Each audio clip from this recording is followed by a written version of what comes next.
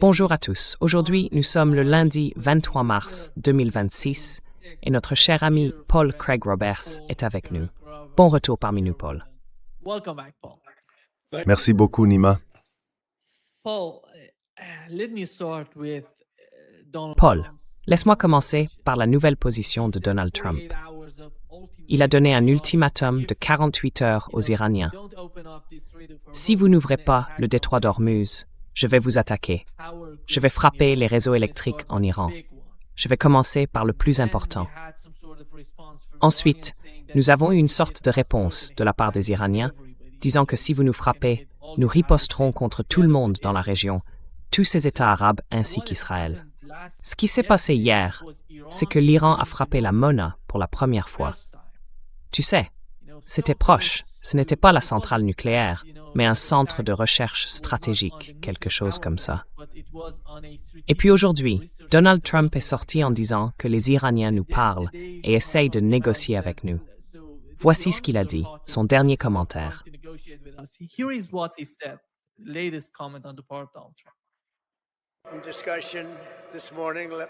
Lors de la discussion de ce matin, permettez-moi de vous donner une brève mise à jour sur l'opération Fureur épique, qui, il faut le dire, est un très bon nom. C'était le nom choisi. On m'en a montré une vingtaine. Monsieur, quel nom préférez-vous? Aucun ne me plaisait. Et puis vers la fin, je vois celui-là et je dis, vous plaisantez? Quoi? Opération Fureur épique? J'adore ce nom. Et il est très approprié pour ce qui se passe en Iran, car nous avons anéanti leur marine, nous avons anéanti leurs forces aériennes, nous avons anéanti leur défense anti-aérienne. Nous avons tout anéanti. Et nous l'avons fait avec fureur, en réalité, comme je l'ai annoncé plus tôt, sur la base des discussions préliminaires entre les États-Unis et l'Iran au cours des 2 derniers jours. J'ai ordonné de permettre de Niger reporter temporairement les frappes, les CAG, les principes énergétiques et électriques en Iran.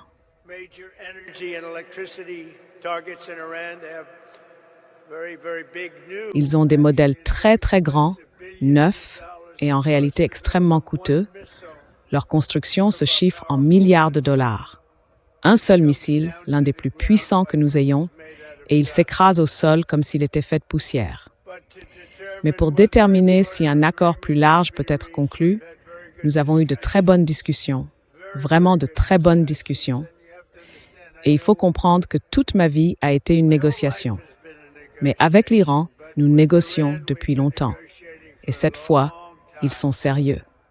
Et c'est uniquement grâce à l'excellent travail accompli par notre armée. C'est la raison pour laquelle ils sont sérieux. Ils veulent parvenir à un accord et nous allons y arriver, je l'espère.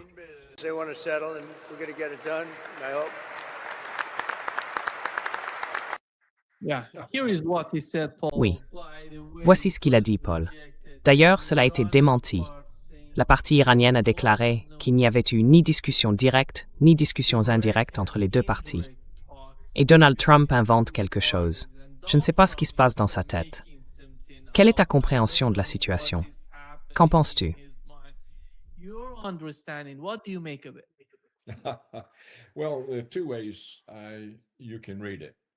Eh bien, il y a 2 façons de l'interpréter. La première, c'est qu'il se prépare à déclarer la victoire et à se retirer.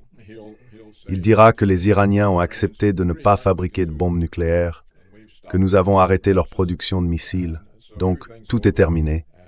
Nous allons lever les sanctions contre l'Iran. Nous avons gagné, nous rentrons à la maison. Il soulignera ensuite que la levée des sanctions contre l'Iran a fait baisser le prix de l'énergie, du pétrole et du gaz naturel, et a remis l'économie mondiale sur une base stable. C'est une façon de lire la situation. L'autre, c'est que c'est le tour habituel de Washington. Il lui faut 5 jours pour se préparer à de nouvelles attaques. Le vrai problème avec la poursuite de l'offensive contre l'Iran semble être que les États-Unis et Israël sont à court de missiles, en particulier de missiles intercepteurs, car Dimona n'est pas censé être touché.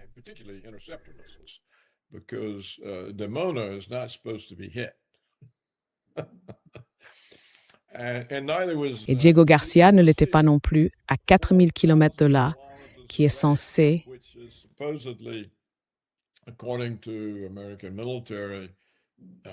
Selon les estimations de l'armée américaine, cela représente environ le double de la portée qu'un missile iranien peut atteindre. On peut donc imaginer Trump dire « Ouh, on s'est mis dans une situation compliquée. J'ai besoin de 5 jours pour rassembler les forces. » Et ainsi de suite. Je ne sais pas comment l'interpréter. Nous le saurons dans 5 jours. Il est clair que les Iraniens nient l'existence de pourparlers, et je soupçonne donc que ce n'est pas tant pour tromper l'Iran, puisqu'ils savent qu'il n'y a pas de discussion, que pour créer un scénario de victoire et de retrait américain. Je ne vois pas quoi d'autre en dire.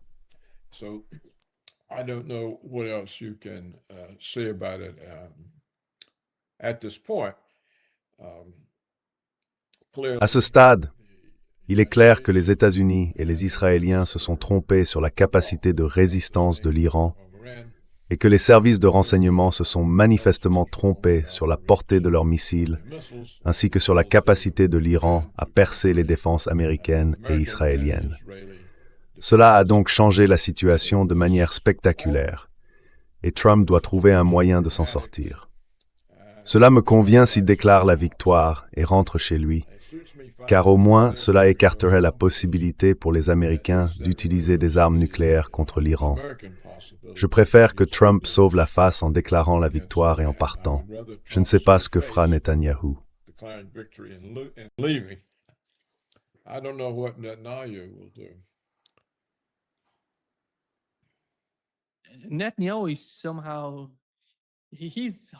Netanyahou se cache d'une manière ou d'une autre. Vous savez, il est tellement difficile de trouver Netanyahou ces jours-ci. Il n'existe que quelques vidéos de lui. La plupart du temps, il publie sur son compte X. Mais le problème, Paul, il me semble qu'Israël...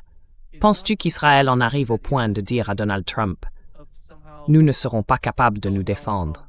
Il faudra peut-être que tu interviennes à nouveau. » Tu te souviens, pendant les derniers jours de la guerre de 12 jours, comment Donald Trump a décidé d'intervenir et de sauver Israël?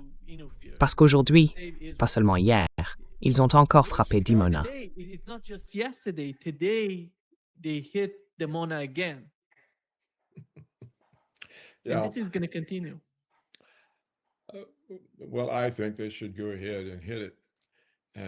Eh bien, je pense qu'ils devraient y aller et frapper, pas tellement la centrale nucléaire, mais les silos où se trouvent les missiles nucléaires israéliens. Si l'Iran détruisait les missiles nucléaires israéliens, la guerre serait terminée, car c'est la seule véritable carte qu'il reste à Israël. Je pense que Trump se rend compte qu'il a laissé Netanyahou le mettre dans une situation difficile. L'Iran ne s'est pas effondré en 3 jours. Et Trump fait face à des élections de mi-mandat qui, s'il les perd, signifie qu'il perd la Chambre et le Sénat. Il n'aurait donc essentiellement plus de pouvoir et ferait face à une procédure de destitution. Qu'il laisse ou non Netanyahou le ramener dans cette situation, je ne le pense pas.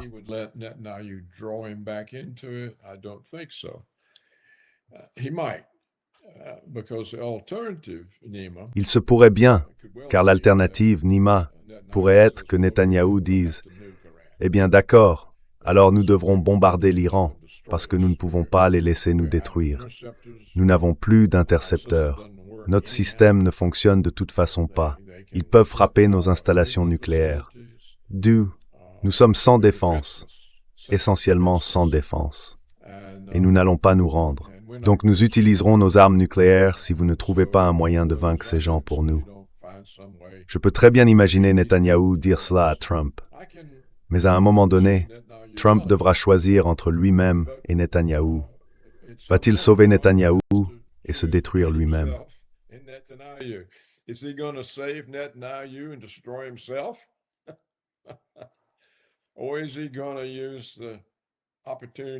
Ou bien va-t-il profiter de l'occasion pour s'en sortir, revendiquer une victoire et passer à autre chose, attirer toute l'attention du public américain sur un autre sujet? Je ne peux pas dire avec certitude ce qu'il fera, car le lobby israélien aux États-Unis est le plus puissant de tous les lobbies. Il peut penser que s'il s'oppose à eux, il est de toute façon fini. Donc ça reste à voir, je pense. Nous verrons ce qu'il fera dans 5 jours. Il se peut très bien qu'il y ait une nouvelle prolongation. les discussions se passent bien, nous faisons des progrès. Eh bien, vous savez, cela fait combien de temps qu'on entend la même chose à propos de l'Ukraine?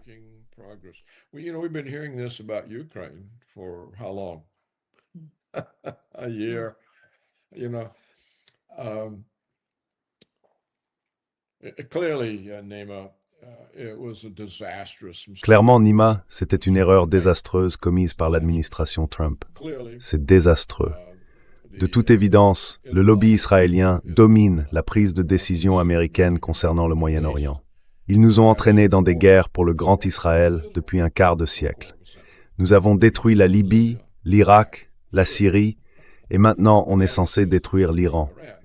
Eh bien, c'est une autre affaire. C'est un immense pays. Il est aussi vaste que l'Europe de l'Ouest et compte peut-être 100 millions d'habitants. Qu'ont les Israéliens? 8 millions. Ils ne peuvent pas faire face à cela. Et les Iraniens, ils sont très lents à recourir à la violence. Il faut vraiment les provoquer. Ils sont lents à la violence, mais ils ont subi tant de provocations qu'ils ne sont probablement plus disposés à en accepter d'autres. Donc Israël est en quelque sorte coincé. Trump est coincé. Nous verrons donc qui Trump de juger le plus important, lui-même ou Netanyahou. Trump decide is most important, him or Netanyahu? Yeah. Here is what what the Iranian general Paul, le commandant iranien Mohsen Rezaei, très proche du dirigeant de l'Iran, a déclaré que la guerre se poursuivrait jusqu'à ce que tous les dommages soient réparés, que toutes les sanctions économiques soient levées et qu'une garantie soit obtenue selon laquelle les États-Unis ne s'ingéreront pas dans les affaires iraniennes. Il me semble que cela signifie que la guerre va continuer et qu'il n'y a pas de fin en vue, du moins du point de vue iranien. Et Donald Trump se retrouve en quelque sorte piégé dans une sorte de bourbier en ce moment. Comment voyez-vous la situation, compte tenu de ces exigences iraniennes? How do you see the situation considering these demands on the part of Iranians? Well, I think it shows Iranian confidence.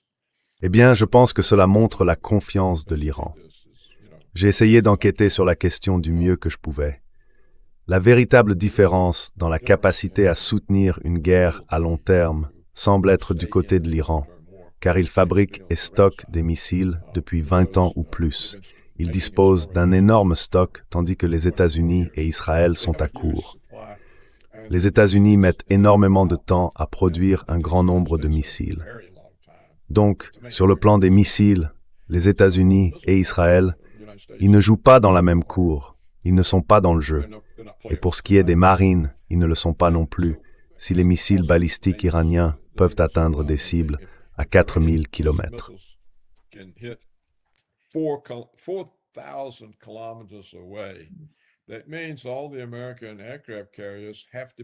Cela signifie que tous les porte-avions américains doivent rester bien en dehors de la zone de combat. Les avions qu'ils transportent ne peuvent pas atteindre le champ de bataille et revenir sans être ravitaillés, peut-être même plusieurs fois. Je n'en suis pas sûr. Nous sommes donc dans une position très désavantageuse. Ils parlent de mettre des troupes au sol.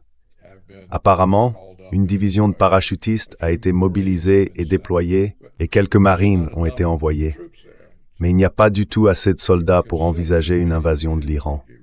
Je veux dire, il en faudrait 100 fois plus, et les États-Unis ne les ont pas. Donc toute présence au sol serait très limitée, peut-être sur l'île de Keshm.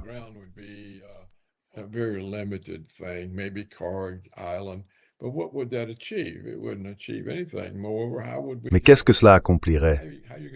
Cela n'accomplirait rien. De plus, comment les y amènerions-nous? Comment vas-tu faire pour envoyer les troupes là-bas? Et si tu les y envoies, comment vas-tu les en faire sortir? Ce serait donc un sacrifice des troupes. Il doit bien y avoir quelqu'un dans l'armée qui ait le courage de dire à Trump ce qu'il ne veut pas entendre. Si tu envoies ces troupes là-bas, c'est adieu aux troupes. Tu ne les reverras plus. En réalité, la seule alternative qu'Israël et les États-Unis ont pour poursuivre la guerre. Enfin, en fait, il y a deux alternatives. Premièrement, les libéraux iraniens reprennent le dessus et acceptent un accord stupide qui ne fait que repousser postpones Ce conflit, il nous disparaît. I don't think That's it not is. going to happen, Paul. I don't. I That's not think gonna you're happen. right. Ça n'arrivera pas, I had to Paul. mention it.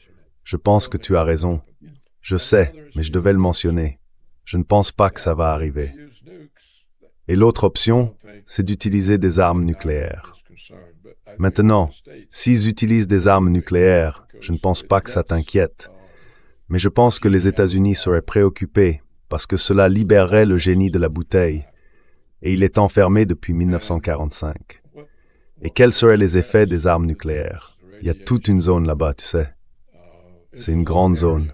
Et qu'est-ce que ça dirait aux Russes et aux Chinois?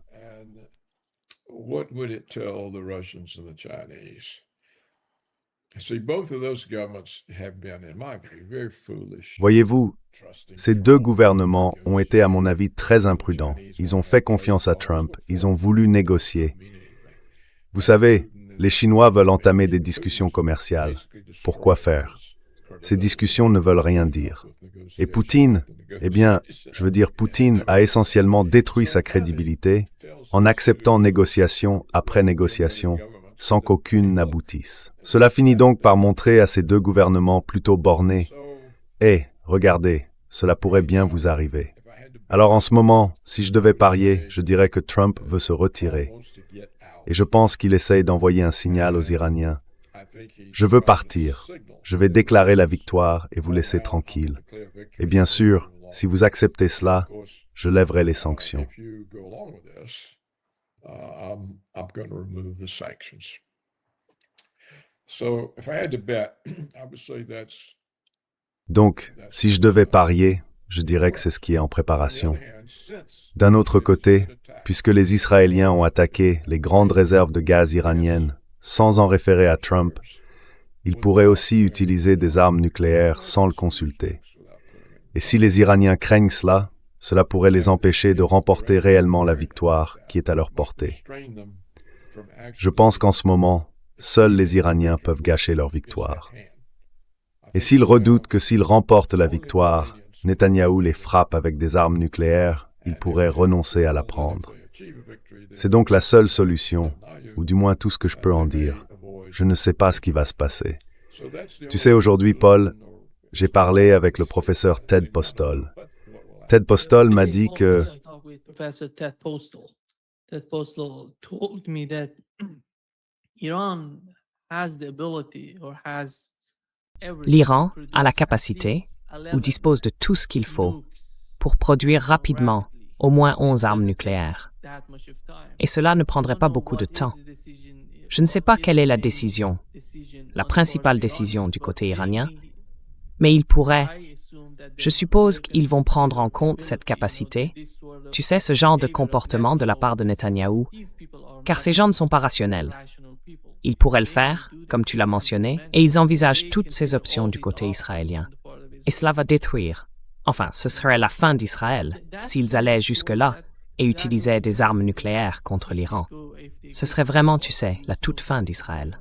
That would be the really, the very end of Israel. Well, Nima, let me say that I think. Eh bien, Nima, je dirais que je pense que l'Iran n'a pas besoin d'armes nucléaires pour détruire Israël. Il leur suffirait de frapper la centrale nucléaire israélienne, car les radiations qui s'en dégageraient détruiraient Israël. Je pense qu'en attaquant Dimona, mais uniquement le centre de recherche, pas le site principal, ils ont voulu envoyer un message à Netanyahou: nous n'avons pas besoin d'armes nucléaires pour vous détruire. Vous ne pouvez pas arrêter nos missiles. Nous venons de le prouver. Parce que tu sais, les défenses aériennes israéliennes sont vraiment concentrées autour de Dimona et elles n'ont rien pu bloquer. Donc l'Iran leur a dit: vos armes nucléaires ne veulent rien dire. Nous n'avons pas besoin d'armes nucléaires. Il nous suffit de frapper cette centrale et vous mourrez tous. And you're all gonna die. And I think Et je me dis, comment Israël peut-il survivre s'il utilise des armes nucléaires? Je pense que les Iraniens frapperont cette installation. Ils devraient aussi frapper, enfin ils auraient déjà dû frapper, les sites de lancement des missiles nucléaires israéliens. Qu'ils puissent ou non les détruire complètement, ils peuvent certainement en bloquer le fonctionnement. Ils ne peuvent pas les ouvrir s'il y a tous ces décombres par-dessus. Et c'est une option. Si cela continue, ce pourrait être la prochaine réponse iranienne. Nous venons de vous retirer vos missiles nucléaires. Vous ne pouvez plus les sortir du sol. Nous les avons recouverts de décombres. Il me semble donc que Netanyahou et Trump ont commis une énorme erreur, une énorme faute.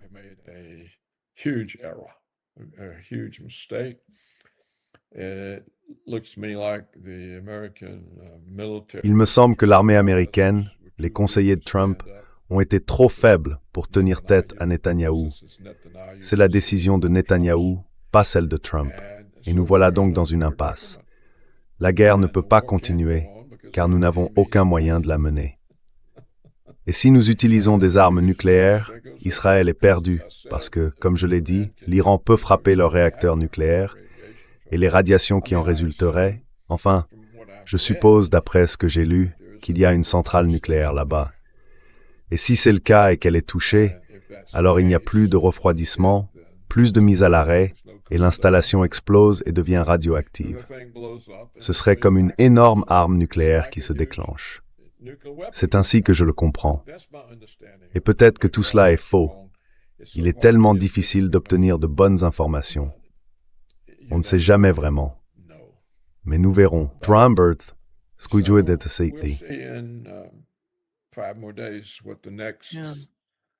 Oui, exactement. Voici, Paul, ce que Donald Paz dit comme de sa hanche de formule.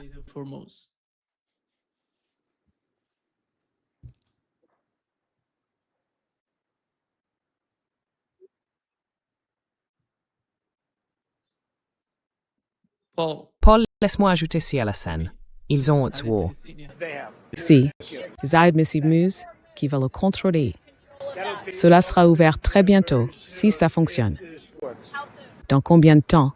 Et qui en a le contrôle? L'Iran pourra-t-il encore contrôler le flux de pétrole? Et ce sera contrôlé Conway. Par qui? INCC. INCC. Moi et l'ayatollah, quel qu'il soit, quel que soit le prochain ayatollah. Et il y aura aussi une forme très sérieuse de changement de régime. Maintenant, pour être juste, tout le monde du régime a été tué. Oui, un peu coin Paul. Amazing.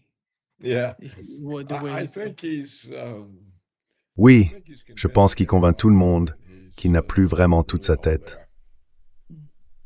Et c'est signifie que tout le gouvernement ne va rien faire à ce sujet. Paul, if he's not S'il n'est pas là, qui l'est? C'est la grande question. Netanyahou. Il l'attaque? Qui est là? who's there? Oh, ce sont tous des sionistes. Écoute, ces gens-là, ils sont bien dans le sens où ce sont des Américains, ils aiment leur pays, ils ne détestent pas les Blancs, ils privilégient une existence nationale, pas une existence multiculturelle. De ce point de vue, ils sont solides, mais ils n'ont ni expérience ni connaissance. J'en sais plus qu'eux dans tous leurs domaines, et il y a beaucoup de gens bien plus compétents que moi. Donc, ils ne sont pas vraiment à la hauteur du poste dans lequel ils se retrouvent à cause de cette attaque contre l'Iran. Et bien sûr, ce sont tous des sionistes, donc ils sont tous alliés à Israël. Toute leur vie, ils ont dépendu du lobby israélien. Alors comment pourraient-ils s'en détacher? Et s'ils se détachent de Trump, ils sont virés. Je veux dire, regarde ce qui est arrivé à Marjorie Taylor Greene, à Thomas Massie, à ce dernier, j'ai oublié son nom. Il était quoi déjà? Chef du contre-espionnage. Oui, Joe Kent. Joe Kent. Joe Kent. Tu vois, la dernière fois que j'en ai entendu parler, ils essayaient de trouver un moyen de le poursuivre. Donc, toute personne qui adopte une position différente du récit officiel, ils s'en prennent à elle. Il est impossible de percer leur ignorance. Elle est protégée. Et si tu dis quelque chose pour essayer d'attirer leur attention, comme « Hé, tu es sur le point de marcher sur un serpent à sonnette, ou un cobra royal, ou un mamba noir », Ils veulent te tuer, te détruire, te faire sortir du Congrès, te poursuivre. Je veux dire, il n'y a aucun moyen de lui faire comprendre, même si son gouvernement comprenait la situation. Il faut se rappeler que l'actuel chef d'état-major interarmé a été sorti de sa retraite par Trump pour prendre la tête de l'armée parce que Trump lui faisait confiance. Eh bien, ce général a dit à Trump, « N'attaque pas l'Iran ». Et Trump a répondu, « Eh bien, Netanyahou me dit que c'est bon. »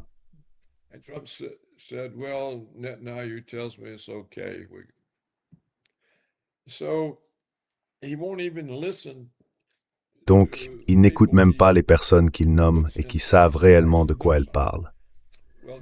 Eh bien, son secrétaire à la défense, il est correct, dans le sens que j'ai mentionné, mais il ne comprend pas vraiment la complexité de ce genre de situation. Et Marco Rubio au département d'État non plus. Il ne connaît tout simplement pas ce sujet. Les membres du Conseil de sécurité nationale, je n'en ai jamais entendu parler. J'ai passé 25 ans à Washington. J'ai été administrateur du Committee on the Present Danger. J'ai siégé à des comités présidentiels secrets enquêtant sur la CIA. Je n'ai jamais entendu parler de ces personnes qui le conseillent maintenant en matière de sécurité nationale. Eh bien, cela montre que ce n'est pas le genre de gouvernement capable de gérer intelligemment ce type de situation. Et comme je l'ai déjà dit, même si c'était le cas, il n'y aurait aucun moyen pour eux d'atteindre Trump, car ils considèrent simplement cela comme de la déloyauté. Si vous lui dites la vérité, vous êtes déloyal.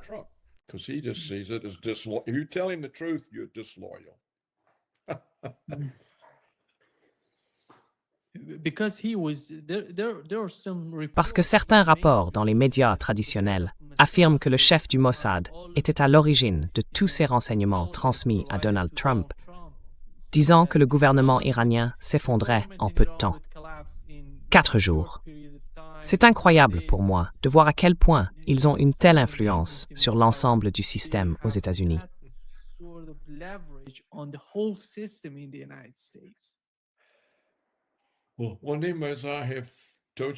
Eh bien, comme je vous l'ai déjà dit dans cette émission, le lobby israélien a plus d'influence que quiconque. En fait, il a plus d'influence que le Congrès, le président et l'ensemble de la branche exécutive réunie. Je vous ai dit qu'il pouvait intervenir dans les universités catholiques et annuler des décisions de titularisation simplement parce qu'il n'aime pas le professeur.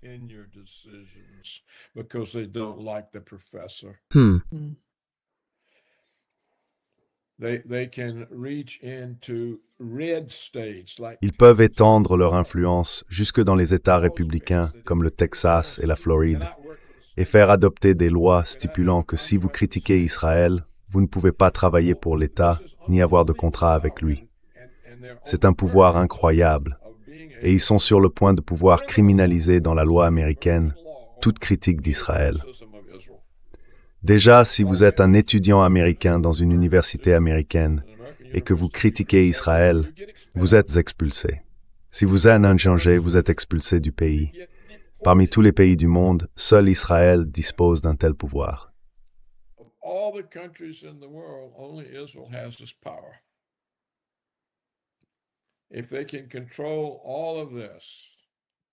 S'ils peuvent tout contrôler, les médias aussi, le divertissement aussi, ils façonnent les attitudes des gens à travers les films et en décidant qui ils soutiennent. Dans le domaine du divertissement, cela détermine qui progresse. C'est la même chose dans l'édition. Si vous voulez être un auteur à succès, vos livres doivent être favorables à Israël. Sinon, ils ne seront pas publiés, ou s'ils le sont, ils ne seront pas recensés. L'étendue de leur pouvoir est donc écrasante. Personne qui est employé ou dépendant d'une manière ou d'une autre ne peut dire quoi que ce soit contre eux. Seules les personnes indépendantes qui ne veulent rien du système peuvent les critiquer.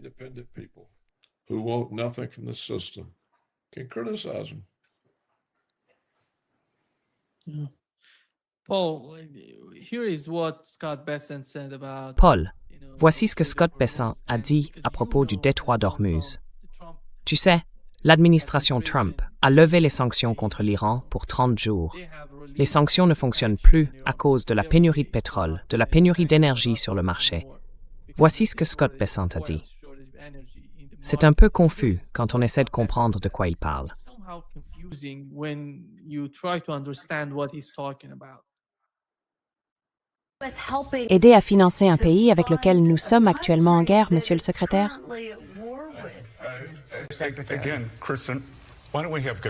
Encore une fois, Kristen, pourquoi n'avons-nous pas de bons faits ici?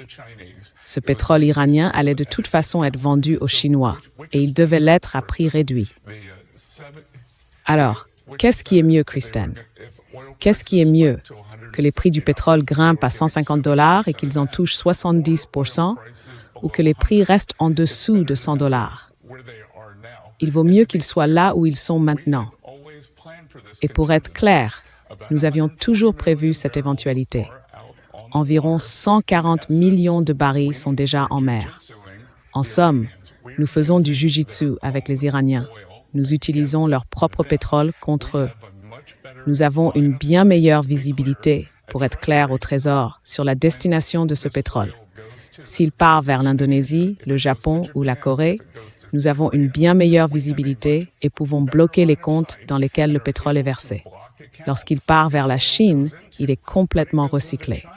Donc, pour être clair, ce chiffre de 14 milliards de dollars est largement exagéré. Yeah.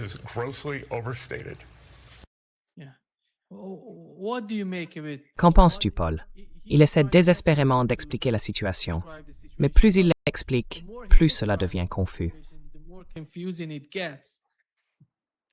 Okay, what he's doing is D'accord. Ce qu'il fait, c'est que, eh bien, la situation iranienne ne s'étant pas déroulée comme Washington l'avait prévu, les prix du pétrole et du gaz ont fortement augmenté. En d'autres termes, l'administration Trump a été contrainte, par son échec sur le plan militaire, de lever les sanctions sur tout le pétrole iranien déjà chargé sur des navires en attente quelque part. Il a dit « Nous avons maintenant tout ce pétrole à injecter sur le marché pour contenir la hausse des prix provoquée par les restrictions de circulation dans le détroit d'Ormuz. » Il cherche donc à justifier le fait que l'échec des Iraniens à s'effondrer a forcé les Américains à atténuer la flambée des prix du pétrole qui menaçait de semer le chaos dans l'économie mondiale. Et son explication c'est « Ah, voyez, nous avons tout ce pétrole iranien en mer et nous avons levé les sanctions. » Donc, ça augmente d'armes l'offre de pétrole et maintient le prix bas.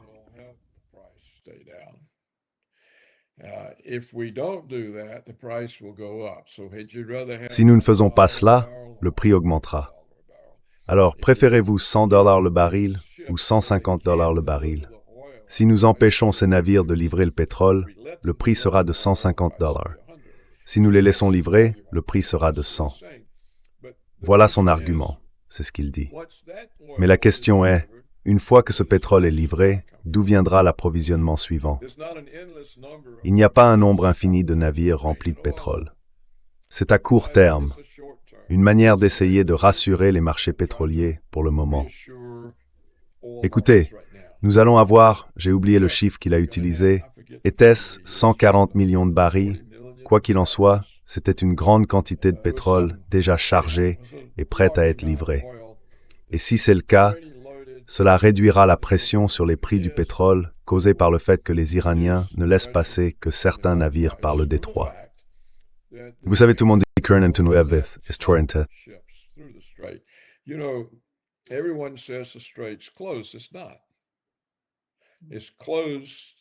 non, c'est pas le cas. C'est fermé à certaines personnes, à certains pays, à certaines livraisons. Mais les Iraniens laissent partir des navires vers la Chine et sans doute vers d'autres pays. Donc c'est pas vraiment fermé. Ce que le secrétaire au Trésor veut peut-être dire, c'est « Eh bien, nous avons tout ce pétrole qui peut aller vers les pays empêchés de passer par le détroit. » C'est vrai, mais c'est une solution à court terme. Une fois que vous l'avez livré et qu'il a été utilisé, que se passe-t-il ensuite? Si c'est 140 millions de barils, je ne me souviens plus du chiffre, d'où viendra le prochain chargement? Bien sûr, il n'a pas abordé cette question, mais c'est la vraie question. Il a un problème temporairement apaisé, mais cela ne résout pas le fait qu'une fois ce pétrole dans le circuit est consommé, Qu'est-ce qui empêche le prix de grimper à 150 ou à tout autre niveau qui l'inquiète? Voilà donc mon explication, Nima. Je pense que c'est juste. So that's my explanation of it, Nima. I think that's correct. And if this war can't really, Si cette guerre ne peut vraiment pas continuer parce que l'Iran peut empêcher le pétrole de sortir du Golfe Persique, les conséquences sur les prix de l'énergie et les coûts de production partout seraient énormes. Tous les pays devraient faire face au chômage, à l'inflation, voire à une dépression. Ce serait horrible. Et tout le monde en rendrait l'Amérique responsable. Cela complique donc encore la situation de Trump. Oui. that adds to Trump's difficulty, and I think it increases. En Nalren scored tough frobis kalbut strengying your ivictional grope. Declare victory. Go home. But you see, as I have stressed previously, and I. Mais voyez-vous, comme je l'ai déjà souligné dans nos discussions, il n'y a pas de victoire pour l'Iran tant que l'agenda du Grand Israël existe. Parce que cet agenda ne laisse aucune place à l'Iran. Tous les pays musulmans, pas seulement les pays arabes, doivent être éliminés. Et je pense, comme je l'ai mentionné lors de notre dernière conversation le mois dernier, que l'ancien Premier ministre d'Israël, Bennett, est venu à Washington pour participer à une conférence d'organisation juive américaine et a déclaré « La Turquie est le prochain Iran ». C'était le message, commencer à diaboliser la Turquie, car une fois l'Iran éliminé, ce sera son tour. Ainsi, le départ de Trump met fin à notre participation. Mais la question est, pourquoi l'Iran devrait-il cesser d'essayer de détruire Israël? Parce qu'Israël n'a pas renoncé à l'agenda sioniste du Grand Israël, qui est censé s'étendre du Nil au Pakistan.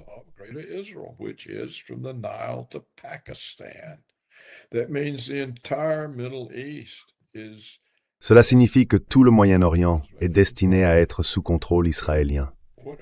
Ainsi, pour l'Iran, la seule chose qu'il puisse négocier, la seule chose qu'il soit réellement possible de négocier, est la suivante. Israël renonce-t-il à l'agenda du Grand Israël? Si ce n'est pas le cas, nous serons dans une guerre permanente jusqu'à ce que l'un des deux disparaisse. Et nous pouvons vous détruire aussi facilement, voire plus facilement, que vous ne pouvez nous détruire, car nous sommes un grand pays et vous n'êtes qu'un tout petit territoire. Si nous frappons cette centrale nucléaire, vous êtes tous morts. Mais nous sommes un immense pays, de la taille de l'Europe de l'Ouest. C'est donc cela que je ne suis pas sûr que les Iraniens comprennent. Résoudre cette guerre ne résout rien pour eux. Tant que l'agenda du Grand Israël existera, l'Iran restera sous la menace d'une annihilation. Il se peut très bien que nous ne le fassions pas à leur place, comme nous l'avons fait en Libye, en Irak et en Syrie.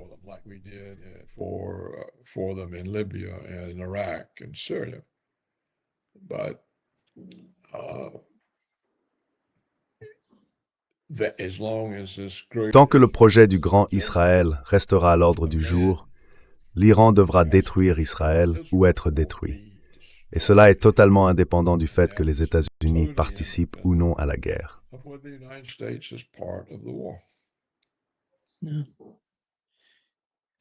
Oui, je pense que l'autre raison, Paul, pour laquelle je ne suis pas très optimiste quant à la fin du conflit, à la fin de la guerre dans un avenir proche, c'est la situation entre Israël et le Liban.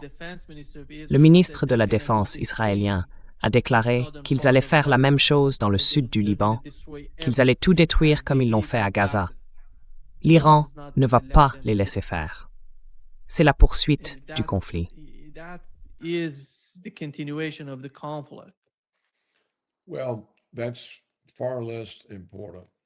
Eh bien, c'est bien moins important que l'agenda du Grand Israël. Mais il n'est pas certain que le Hezbollah laisserait Israël faire cela.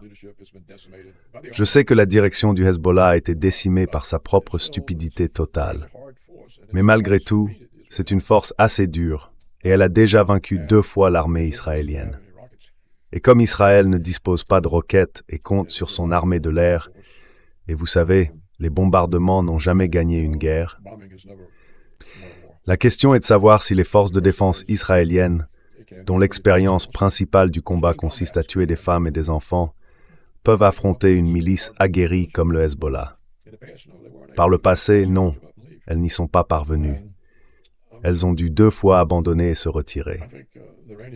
Je pense que les Iraniens, s'ils veulent survivre à long terme, doivent soit détruire complètement Israël, totalement, soit forcer Israël à accepter un accord par lequel il renonce à l'agenda sioniste du Grand Israël. Et il doit y avoir un mécanisme d'application pour cela. Si l'Iran conclut un autre type d'accord, il finira probablement par être détruit. If Iran makes any other kind of agreement, probably Iran will end up being destroyed.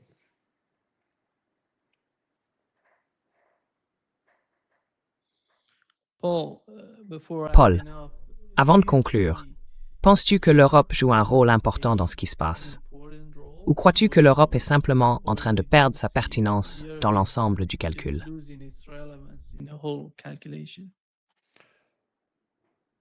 Well, why is it important to Europe?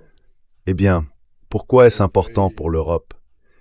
Ils ont déjà eu des problèmes énergétiques à cause de l'Amérique qui a fait exploser le gazoduc de la mer du Nord, et maintenant ils vont avoir encore plus de problèmes énergétiques parce que l'Amérique rejoint Israël dans cette attaque contre le Golfe Persique. Ils disent que Trump et Israël sont en train de perdre la guerre. Alors pourquoi veulent-ils rejoindre une guerre perdante?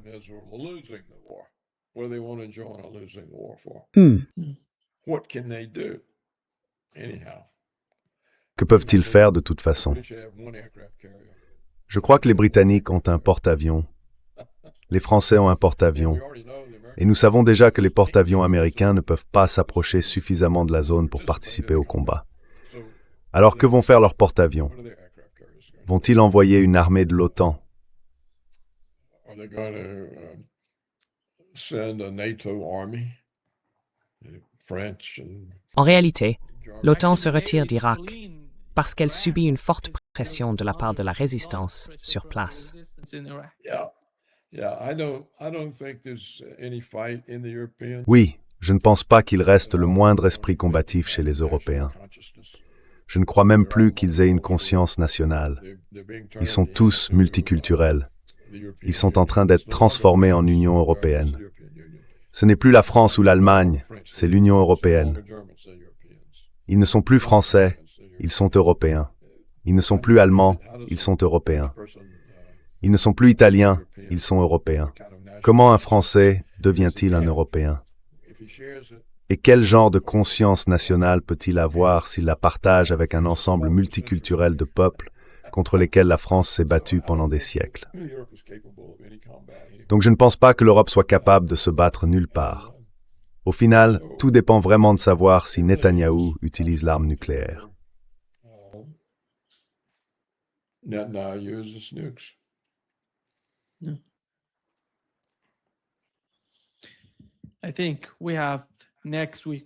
Je pense que la semaine prochaine, nous aurons une certaine compréhension de ce qui se passe au Moyen-Orient, du moins dans ce laps de temps propre à Donald Trump, 5 jours. Voyons ce qui se passera. Merci, Paul. D'accord, Nima, merci. J'ai hâte de voir ce qui va se passer. Nous essaierons d'y voir clair. Oui, exactement. C'est tellement difficile à faire, d'ailleurs. I agree. Je suis d'accord. Je suis d'accord. Je ne parierai pas beaucoup d'argent sur quoi que ce soit que j'ai dit, mais je pense que c'est le meilleur type d'explication que nous puissions trouver. Oui, oui. Exactement. À bientôt, Paul. Okay. D'accord, Nima, salut, envoie-moi d'URL. Send me the URL. Bien sûr, envoie-le tout de suite. Salut. Au revoir.